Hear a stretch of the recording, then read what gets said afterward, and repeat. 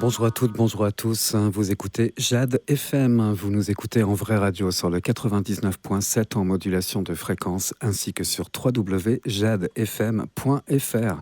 Jim à l'antenne pour les rencontres de Jade. J'ai 3 invités en plateau aujourd'hui. J'ai le plaisir d'accueillir Fred, bonjour. Bonjour. Accompagné de Yann, bonjour. Bonjour. Et de Willow, bonjour. Bonjour. Nous allons parler bande dessinée.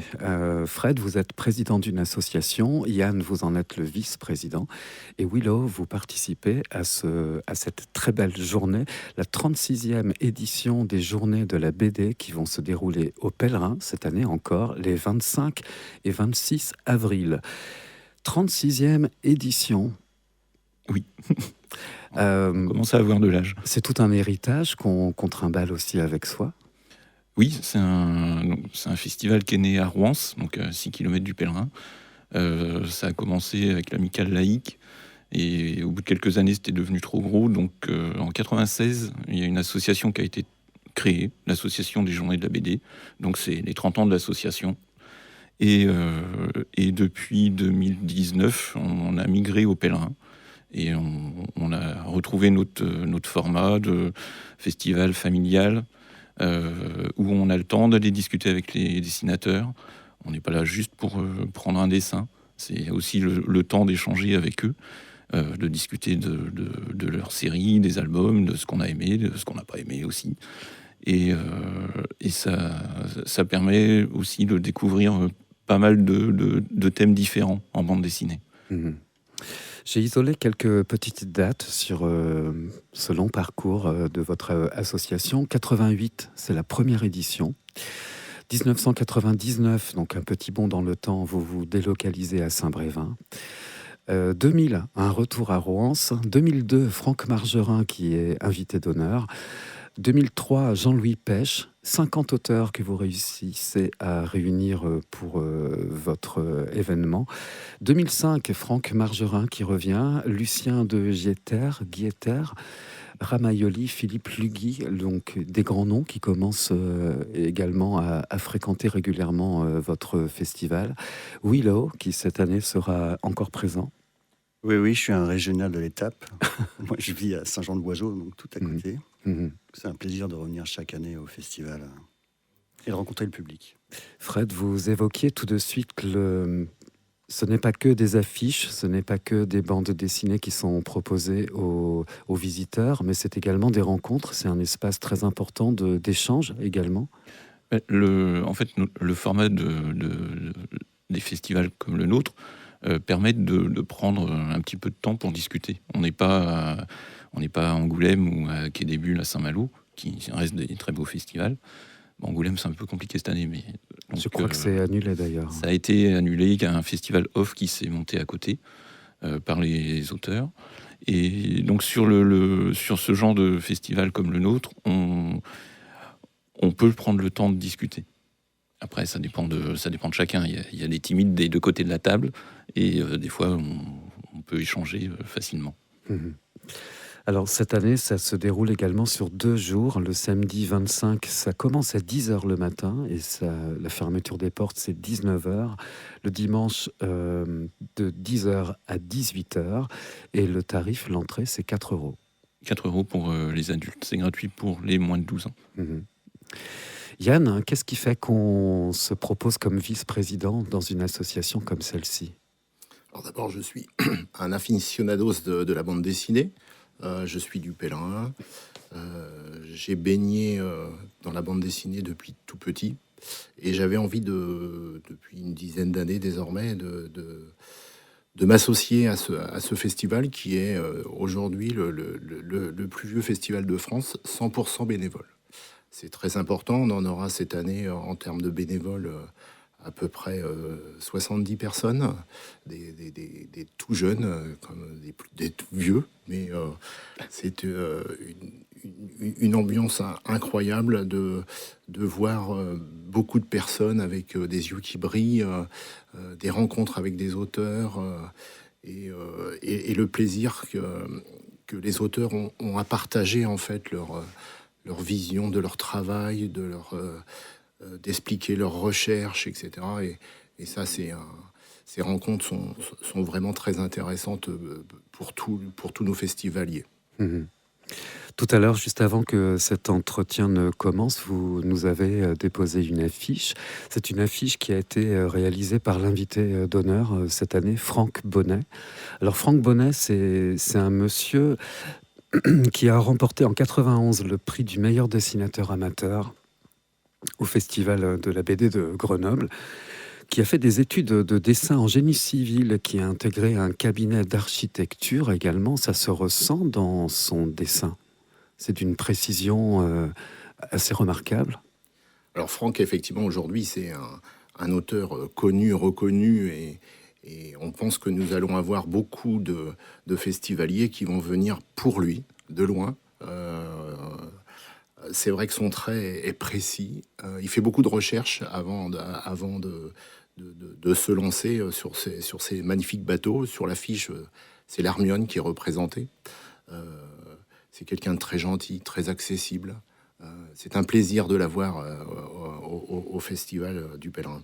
Mmh. Il est également auteur, coloriste, dessinateur et scénariste. Il sait tout faire. Multicarte. Multicarte. Mmh. Willow, parlez-nous de votre bande dessinée, votre univers. Alors moi, j'ai travaillé sur pas mal de choses différentes. J'ai fait beaucoup de bandes dessinées historiques, notamment un album sur Jules Verne, qui est sorti aux éditions Petit à Petit. On raconte la vie de Jules Verne, sa naissance à Nantes, etc. J'ai également participé à un collectif sur le FC Nantes. Donc, ça retrace toute l'histoire du club, pour rester local. Et actuellement, je travaille sur un projet personnel qui est dans l'univers des Mille et une nuits. D'accord. Il y a eu des sourires à l'évocation du FC Nantes. Pourquoi ? Parce que je suis supporter du FC Nantes, et donc c'est vrai qu'on vit une période un petit peu difficile en ce moment. Voilà. Donc, mais ce livre représente effectivement la vie du FC Nantes depuis sa création. Et comme c'est un collectif, on peut avoir pendant le festival plusieurs dédicaces. Donc ça, c'est une particularité. Voilà. Donc il y a plusieurs auteurs de ce collectif qui seront présents. Mmh. Quand on parle de bande dessinée, on pense à un dessin, on pense à ces planches, à ces bulles, etc. Mais derrière, c'est tout un travail de documentation. Oui, notamment quand on bosse sur la bande dessinée historique, comme par exemple celle de Jules Verne, c'est énormément de recherches sur l'architecture à l'époque, les costumes. Il y a plein de choses auxquelles on ne pense pas forcément. Donc c'est vraiment un travail de longue haleine. Mmh. Lorsqu'on choisit d'évoquer, de raconter quelque chose par le dessin qui possède un cadre historique, ça donne des marges, des limites. On est forcément obligé de respecter ce qui s'est véritablement déroulé dans l'histoire de France ou d'ailleurs. Et lorsqu'on passe complètement d'un autre côté au niveau fantasy, imagination, fantastique, pourquoi pas ? C'est quoi la différence majeure et le problème qui peut surgir ? Même pour la création d'albums sur la fantasy ou le fantastique, il y a toujours une part de... Enfin, moi, j'ai un style réaliste, donc il y a toujours une part de recherche. Même on s'inspire parfois de monuments ou pour les décors ou les costumes également. Hein. La bande dessinée historique, c'est un peu plus exigeant quand même. On est obligé de respecter pas mal de choses. La réalité historique, mais il y a toujours une part de subjectivité.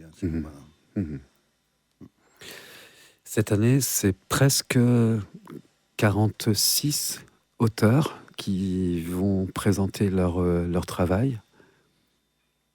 Oui, on est actuellement à 48 auteurs présents. Alors, on a parlé des grands noms de la BD, mais on se doit de faire découvrir des nouveaux aussi, des petits jeunes dans la BD, qui ne sont pas forcément tout jeunes, mais qui sortent un premier album. Donc parmi les 48, on retrouve Franck Margerin, Franck Bonnet, d'autres qui sont bien connus. Et après, on essaye d'avoir pas mal de nouveaux qui ne sont jamais venus chez nous. On a toujours un petit groupe d'auteurs avec qui on aime bien travailler, qui reviennent régulièrement. et puis qui ont toujours du public, donc ça c'est important, qui sont du coin. Ça aussi, c'est important, c'est de montrer qu'il y a des auteurs dans le coin. Et puis, on essaye, en fonction des rencontres qu'on fait sur les autres festivals, on lance nos invitations. En fait, les invitations se font beaucoup au contact. On va dans d'autres festivals, on croise un auteur qu'on aime bien, ou le dessin nous plaît, ou on lui demande si ça l'intéresse de venir. Et on arrive à faire 48 auteurs. Et ça, c'est beaucoup.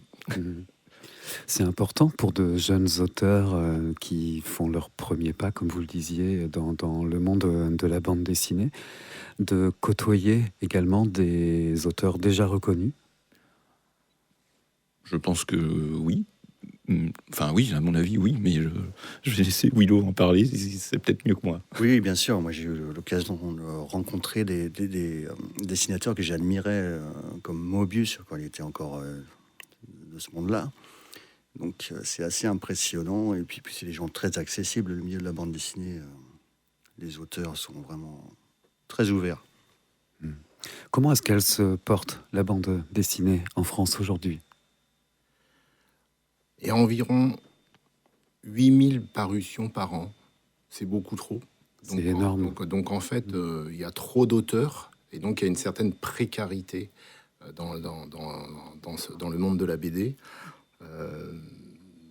La difficulté, c'est que lorsqu'un auteur va mettre 2 ans pour faire un album, il va pas être payé. Voilà, il va juste avoir une avance sur diffusion, et quelquefois cette avance est très faible par rapport... À condition d'avoir déjà un éditeur. À condition d'avoir un éditeur. Voilà, donc Willow pourrait en parler un petit peu plus sur ce point-là, mais on sent qu'il y a effectivement une précarité importante sur les auteurs de bande dessinée.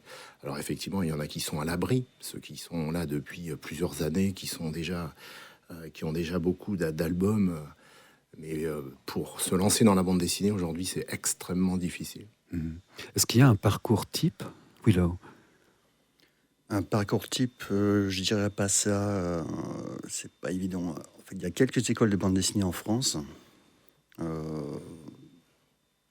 mais c'est pas le parcours. Pour prendre mon exemple, moi j'ai travaillé en fait, je suis autodidacte, donc j'ai beaucoup travaillé. Et j'ai montré mon travail à des dessinateurs que je rencontrais sur les festivals de BD. Ça m'a fait progresser. Et j'ai présenté pendant une dizaine d'années des projets aux éditeurs. Et tous les ans, j'ai suivi des échecs. Et puis ça a fini par payer, en fait. C'est pas les plus talentueux qui réussissent, c'est ceux qui ont le plus de volonté et d'acharnement. C'est un monde qu'on peut comparer à l'édition littéraire, où je crois que vous parliez à l'instant de 8000 bandes dessinées qui sont proposées par an. Il me semble que au niveau des romans, par exemple, et dans le monde de l'édition littéraire, c'est 5000 romans proposés par an. Ça représente un pourcentage de 5% de mémoire d'auteurs qui peuvent en vivre. La bande dessinée, elle arrive quand même à faire son chemin, à subsister dans ce monde quand même très difficile. Donc, après le Covid, il y a eu un engouement en fait important, mais la baisse des ventes est aujourd'hui actée. La vente des bandes dessinées est plutôt à la baisse que à la hausse. Et le tarif des bandes dessinées en édition neuve a aussi augmenté. Et alors le salaire des auteurs, non, hein, mais le prix des BD monte. Donc le budget des gens est un peu serré. Et donc forcément, on a vu à la librairie du festival l'année dernière, on a vendu moins d'albums, mais le prix était plus cher. Pour en terminer avec les questions qui amènent des sujets un petit peu sombres, l'intelligence artificielle, elle arrive dans ce milieu ? Oui. D'ailleurs, il y a eu un éditeur qui a réalisé une bande dessinée entièrement faite par IA. Ça n'a eu aucun succès, il me semble. Et je pense qu'il faut voir l'IA comme un outil, en fait. Dans le marteau, soit on construit avec, soit on casse. On terminera là-dessus, alors. Ce festival, ce n'est pas que des rencontres avec des auteurs où on peut feuilleter des bandes dessinées, s'en procurer également. Il y a également des ateliers. Un atelier de dessin manga. Oui, on le propose depuis 4 ans, je crois. Donc c'est Laure Tavernini qui anime cet atelier de dessin manga et elle donne des cours de dessin à l'année sur le Pèlerin. Donc c'était un peu une évidence pour moi de lui proposer de tenir cet atelier le temps du festival. Donc c'est un atelier d'1h30 le samedi après-midi. Il est limité à une douzaine de personnes pour que ça reste agréable. Et l'inscription se fait auprès de Laure. Le tarif est de 15 € par participant. Ce sera donc le samedi de 16h30 à 18h, atelier de dessin manga. Un atelier jeu également qui est proposé.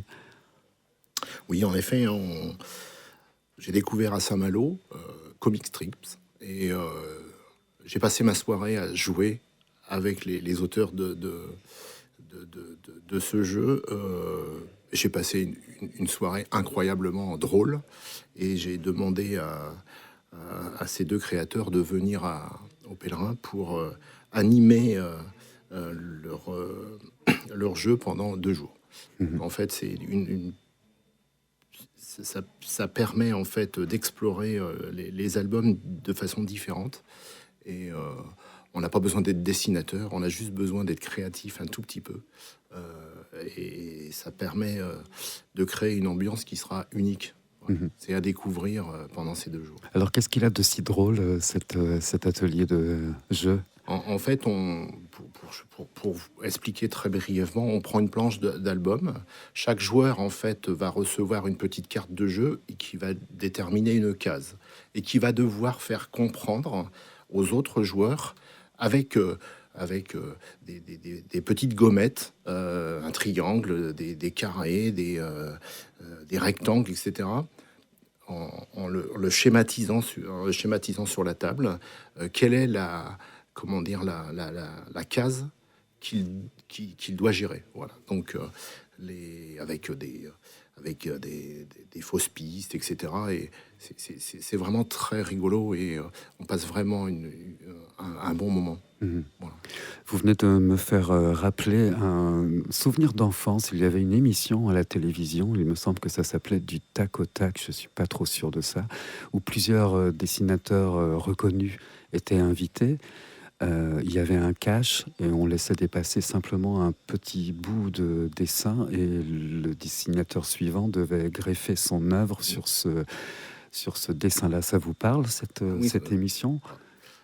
Ça remonte à... Oh là là.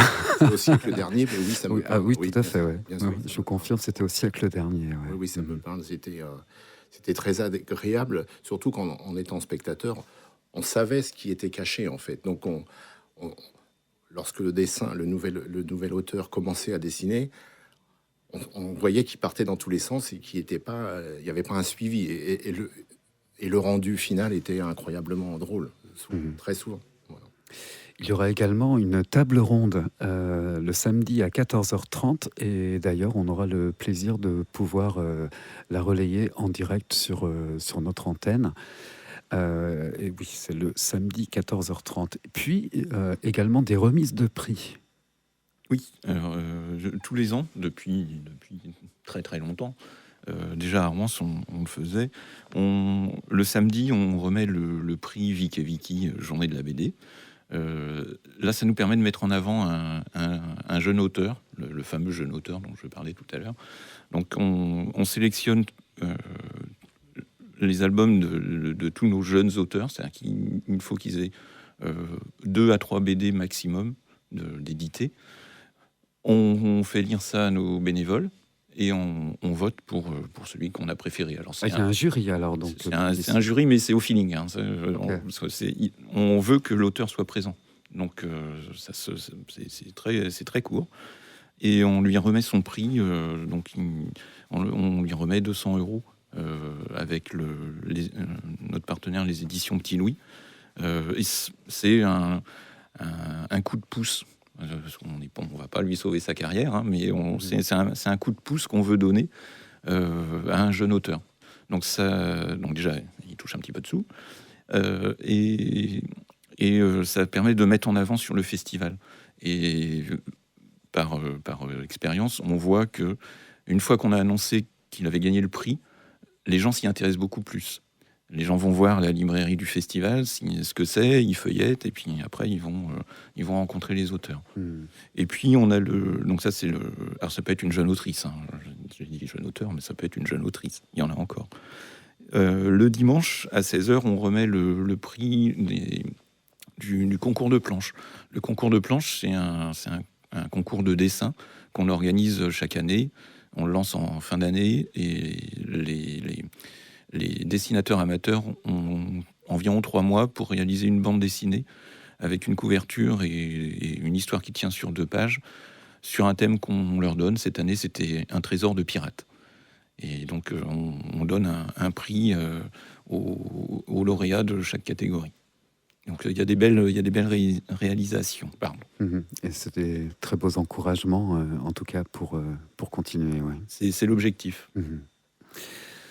36e journée de la BD au Pèlerin, les 25 et 26 avril 2026. Ça se déroule à l'espace René Cassin, de 10h à 19h le samedi, 10h à 18h le dimanche, en tarif unique 4 €, et c'est gratuit pour les enfants de moins de 12 ans. À noter également, on peut prendre des informations sur votre site web.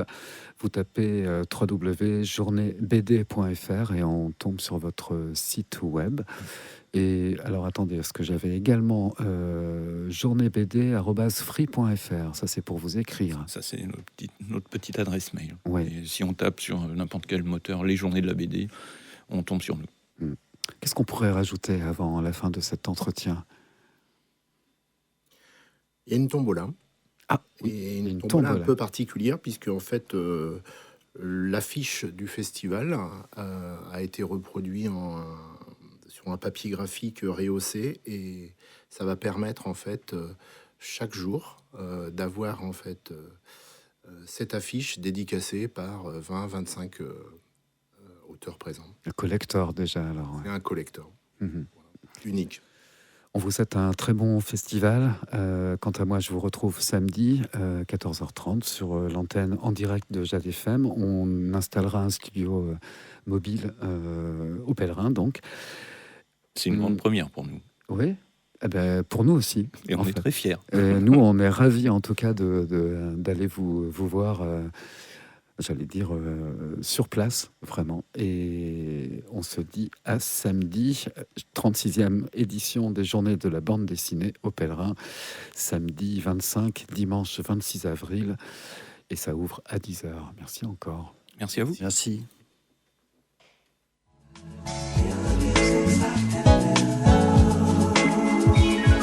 Jade Rencontre, c'est tous les jours à 13h et 19h.